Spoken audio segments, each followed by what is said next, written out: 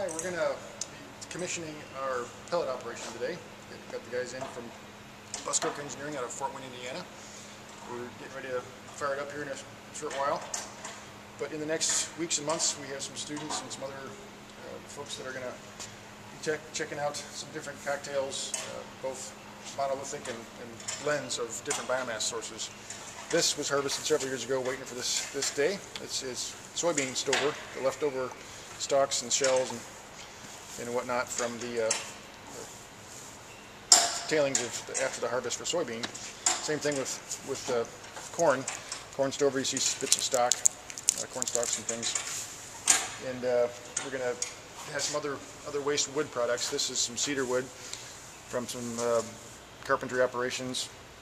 And we have on campus at Oakland, we have a large abundance of waste wood chips. We have many tons, huge piles of waste wood chips that are both going to be burnt straight in our main boiler. This building's getting a wood chip boiler to burn this stuff directly. So we'll also use this for making pellets as well. We have several appliances and air furnaces which will test the pellets. In addition, we have a lot of grasses. We have several tons of switchgrass and miscanthus grass, both from Pennsylvania and the University of Illinois, that were donated.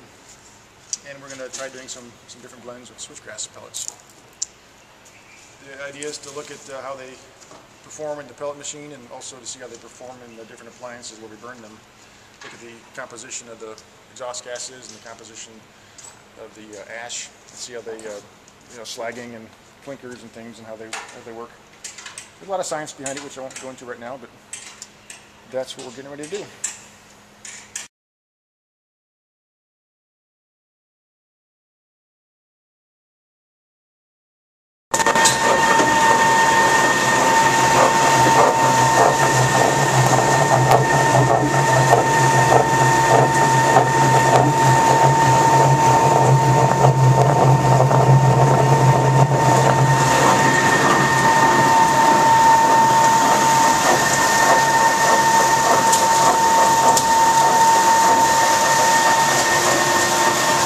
After the biomass densification process, we take something that is very large volume, like switchgrass or miscanthus, and we make it into a very small volume. And what that does is it makes it more economical to transport, it makes it more economical to use, and it keeps a whole lot better because of the density of the particles tends to biodegrade much more slowly, so it will last a whole lot longer.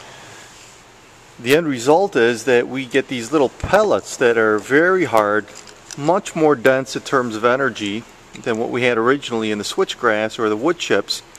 And if you look real closely, the sides of these have a very glassy finish. They are not as permeable by moisture as they were in their original form. So they tend to keep a whole lot better. They burn a whole lot better. There's a consistent size to these, a consistent diameter once they've been squeezed through the die. And this container is much heavier than what we had originally with either the waste wood or with the shredded switchgrass, which is a very light container, or with a whole bunch of other feedstocks. Here's some raw switchgrass. Here's some cardboard. Leaves, of course. This has almost no weight at all.